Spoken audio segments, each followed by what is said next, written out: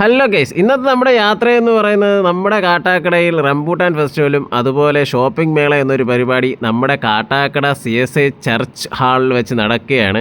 ഈ വരുന്ന 17 മുതൽ 26 വരെയാണ് ഈ ഫെസ്റ്റിവൽ നടക്കുന്നത്. അപ്പോൾ ഈ ഫെസ്റ്റിവലിലേക്ക് നമുക്ക് പ്രവേശിക്കണമെങ്കിൽ ഒരാൾക്ക് 30 രൂപയാണ് പാസ് എടുത്ത് കയറേണ്ടത്. അപ്പോൾ ഞാൻ പാസ്സൊക്കെ എടുത്ത് കയറിയപ്പോൾ ഞാൻ വിചാരിച്ചു ഈ ഹാൾ മുഴുവൻ റംബൂട്ടാൻ കൊണ്ട് നിറച്ചിട്ടിരിക്കുകയാണെന്ന്. 15 തരം വെറൈറ്റി ഐറ്റം റംബൂട്ടാനാണ് ഇവരിവിടെ പ്രദർശനത്തിനായിട്ട് വെച്ചിരിക്കുന്നത്. പക്ഷെ നമ്മൾ 30 രൂപ ടിക്കറ്റും എടുത്ത് അകത്തേക്ക് കയറുമ്പോൾ തന്നെ സാധാരണ എല്ലാ ഷോപ്പിംഗ് ഫെസ്റ്റിവലിലും നമ്മൾ കാണുന്ന തരത്തിലുള്ള കുറേ സ്റ്റാളുകളും കാര്യങ്ങളും നമുക്ക് കാണാൻ പറ്റുന്നുണ്ട്. എന്തായാലും ആ 15 തരം വെറൈറ്റി റംബൂട്ടാന്റെ പ്രദർശനം നമ്മൾ കാണുന്നതിന് മുമ്പ് ഇതൊക്കെ ഒന്ന് സൈഡിൽ നിന്ന് കണ്ടു തുടങ്ങി പോകാമെന്ന് വിചാരിച്ചു. എന്തായാലും വായനാശീലമുള്ളവർക്ക് എന്തായാലും ഉപകാരപ്രദമായ ഒരു ബുക്ക് സ്റ്റാൾ തന്നെ ഇവിടെ ക്രമീകരിച്ചിട്ടുണ്ട്. കുറച്ച് സമയം എടുത്താലും നിങ്ങൾക്ക് ഇഷ്ടമുള്ള ബുക്ക് തിരഞ്ഞെടുത്ത് പൈസ കൊടുത്ത് വാങ്ങിച്ചുകൊണ്ട് പോകാമെന്നുള്ളതാണ് കേട്ടോ ഇവിടെ. അത് കഴിഞ്ഞപ്പോൾ വീണ്ടും ഒരു സ്റ്റാൾ, അതാണെങ്കിൽ നൊസ്റ്റാൾജി ഉണ്ടാക്കുന്ന തരത്തിലുള്ള ഒരു സ്റ്റാളാണ്. പണ്ടത്തെ മിഠായികൾ, അതും ഇന്ന് കടകളിൽ കാണാത്ത തരത്തിൽ വംശനാശം സംഭവിച്ചു പോയ പല മിഠായികളും, പണ്ട് നമ്മൾ ഉപയോഗിച്ച പല മിഠായികളും നമുക്ക് ഈ സ്റ്റാൾ കാണാൻ പറ്റുന്നു എന്നുള്ളതാണ്. അത് കഴിഞ്ഞപ്പോൾ വല്ലാത്തൊരു മണം, അത്തറിൻ്റെയും സ്പ്രേയുടെയൊക്കെ ഒരു കട.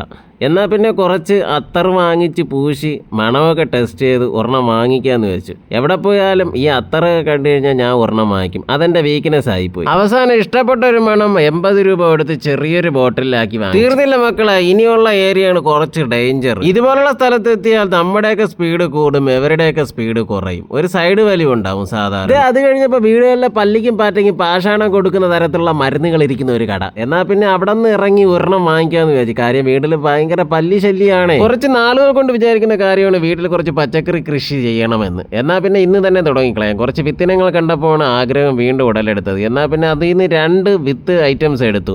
ഒന്നുകിൽ തേയും അല്ലെങ്കിൽ വളരും, രണ്ടും കൽപ്പിച്ച് എടുക്കാവൂ. ഗ്യാരണ്ടിയും വാറണ്ടിയും ഇല്ലാത്ത സാധനങ്ങളാണല്ലോ. തീർന്നില്ല മക്കളെ, ഇനി ഐസ്ക്രീം കുടിച്ചിട്ട് മുന്നോട്ട് പോകാമെന്ന് വിചാരിച്ചു. അങ്ങനെ 2 ഐസ്ക്രീം ഓർഡർ ചെയ്ത് ഞങ്ങൾ രണ്ടുപേരും കൂടെ അവിടെ ഇരുന്ന് കുടിക്കാനും തുടങ്ങി. ഇനിയാണ് നമ്മൾ പല തരത്തിലുള്ള റംബൂട്ടാനെ കാണാൻ പോകുന്നത് കേട്ടോ. ഇത് വന്നിട്ട് മലേഷ്യൻ ബഡ് എന്നുള്ള ഒരു ഐറ്റമാണ്. ഇത് മലേഷ്യൻ വിഭാഗത്തിൽപ്പെട്ടതാണ്. അതുപോലെ തന്നെ ലങ്കൻ ബഡ് എന്നുള്ള ഒരു ഐറ്റമാണ് ഇത് കാണുന്നത്. ഇത് ശ്രീലങ്കയിൽ നിന്നുള്ള ഒരു ഐറ്റമാണ്. നാടൻ വരിക്ക എന്നൊരു വിഭാഗത്തിൽപ്പെട്ടതാണ്. അത് 1 കിലോ 280 രൂപയാണ്. അതുപോലെ തന്നെ മിക്സഡ് വരിക്ക 1 കിലോ 250 രൂപയാണ്.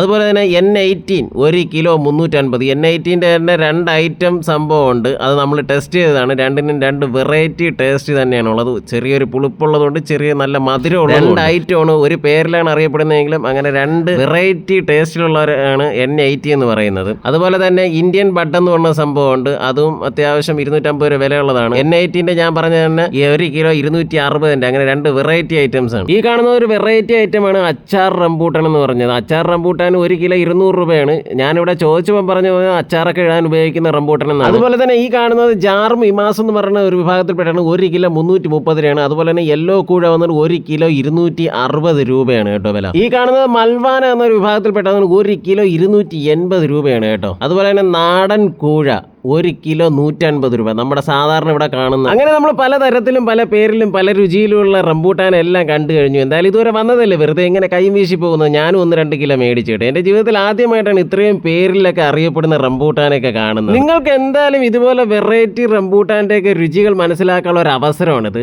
ഇനി മറ്റൊരു വീഡിയോയുമായി കാണുന്നവരെ ബൈ.